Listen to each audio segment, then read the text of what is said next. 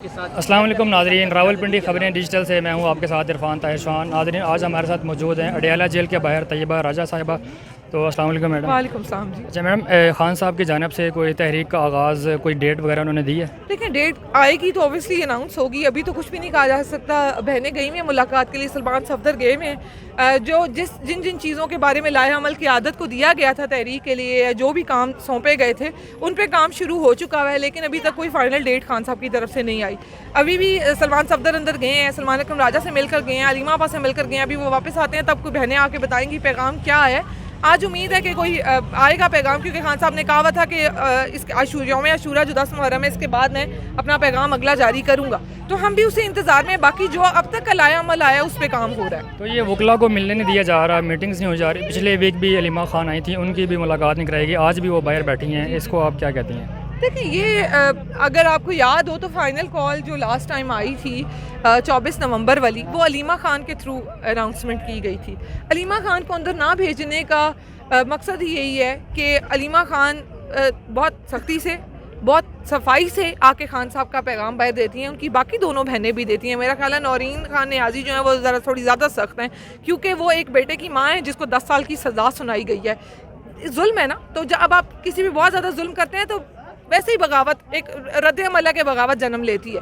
تو یہ جتنا آپ دیکھ رہے ہو نا کہ علیمہ آپا کو روکا جا رہا ہے، یہ صرف اس لیے روکا جا رہا ہے کہ علیمہ آپا آ کے سختی سے وہ پیغام دیں گی اور پھر اس پہ عمل بھی کروائیں گی۔ ان کو روکنے کی صرف یہ وجہ ہے کہ صاف شفاف پیغام نہ آئے۔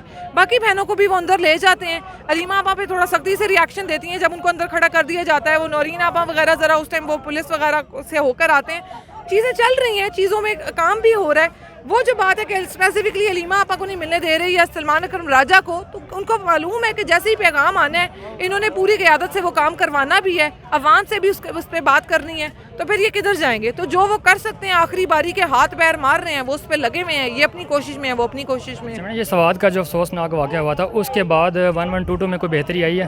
دیکھیں، کے پی کی جو بھی بات ہے نا، کے پی کے بھی لوگوں کو ہم برسرے اس کے الزام ٹھہراتے ہیں جب بھی وہاں پہ کوئی نااہلی ہوتی ہے، لیکن یہ ایک مدعا اگر صحافی رکھ لیں گے نا کہ سوات کا واقعہ ہے، اور اگر یہاں کا پنجاب کا واقعہ آپ بھول جائیں گے کہ جو 20 بچے یہاں کی سے جو ہاسپٹل کی آکسیجن ہاسپٹل میں نہ ہونے کی وجہ سے مر گئے، اگر آپ اس واقعے کو نظر انداز کر دیں گے تو یہ زیادتی ہے۔ کے پی حکومت کو آلریڈی بہت ساری چیزوں پہ ٹارگٹ کیا جا رہا ہے۔ سیلاب کے دوران کیونکہ وہاں پہ اناؤنسمنٹ تھی کہ ایمرجنسی ہے، اس کے دوران اگر کوئی بھی انسان، اگر میں بھی پانی کے دریا کے وسط میں جا کے کھڑی ہو جاتی ہوں تو اگر ان کی ذمہ داری ہے تو میری بھی اتنی ذمہ داری ہے۔ میں مرنے والوں کو غلط بالکل نہیں کہہ رہی، وہ شہید ہیں، جو اس فیملی کے ساتھ ہوا بہت غلط ہے۔ وہاں پہ بالکل کوئی ایسا مؤثر انتظام ہونا چاہیے تھا، اور حکومت بھی اتنی ذمہ دار ہے جتنی ان لوگوں کی۔ اکثر اوقات میں نے دیکھا لوگ بات کر رہے تھے کہ جی لوگوں کی غلطی تھی، وہ بیچ میں جا کے کیوں کھڑے ہو گئے، ان کی بھی تھی، لیکن آپ کے پاس اتنا کام موجود ہونا چاہیے، ہیلپ کے لیے، ایڈ کے لیے لوگ موجود ہونے چاہیے۔ ایمرجنسی اگر لگی ہوئی ہے تو وہاں پہ کسی نہ کسی کو پراپرلی موجود ہونا چاہیے، ایمبولینسز ہونی چاہیے، ایسا انتظام کہ لوگ بچ سکیں۔ لیکن اگر ہم پنجاب کی بات کریں تو پنجاب میں ایسی ڈھکی چھپی بہت ساری چیزیں ہو رہی ہیں جن کو صرف کور کرنے کے لیے کے پی کو ٹارگٹ کیا جاتا ہے۔ تو کے پی کو ٹارگٹ ہم نہیں ہونے دیں گے اس طریقے سے کہ کے پی کو بار بار ٹارگٹ کیا جائے جی کہ کے پی میں ہی سب غلطیاں ہیں۔ پنجاب میں جتنے نااہل بٹھا دیے گئے، پولیس آپ کی جو ہے وہ سوشل میڈیا پہ ناچ رہی ہے، پنجاب کی ایجنسیاں جو ہے وہ پنجاب میں بندے اٹھا رہی ہیں، عدالتیں ناانصافی کر رہی ہیں، ایک جاہل ذہنی مریضہ کو وزیر اعلیٰ بنا دیا ہے، تو مجھے بتائیں اس سے بڑی ناانصافی کہاں ہو رہی ہے؟ تو کے پی کی ہم بات نہیں کرتے، ہم پنجاب کی بات کرتے ہیں کہ پنجاب والے تو پہلے عقل کر لیں۔ ٹی ڈی کا یونٹ بالکل ویسے ہی کام کرے گا جیسے ڈولفن فورس چالان کر رہی ہے، جس کا کسی کو سمجھ نہیں آ رہی کہ ڈولفن فورس چالان کیسے کر رہی ہے، اور وہ محترمہ بیٹھ کے یہاں پہ تماشا کر رہی ہیں۔ یہ بالکل ایسے ہی نااہل اور ناقابل وہ برداشت لوگ جو ہے نا، جو نالائق لوگ بٹھائے گئے ہیں، کس کو کس جگہ پہ۔ یہ جتنی آپ پنجاب میں دیکھ لیں نا کہ جتنی انہوں نے مراعات دی ہیں، وہ صرف اپنے اب وہ کہتے ہیں یا تو بوٹ چاٹ لوگوں کو ملی ہیں یا ان کے تلوے چاٹنے والوں کو، گورنمنٹ کے تلوے چاٹنے والوں کو ملی ہیں۔ آپ مجھے کوئی ایک تقرری بتا دیں جو میرٹ پہ ہوئی ہو۔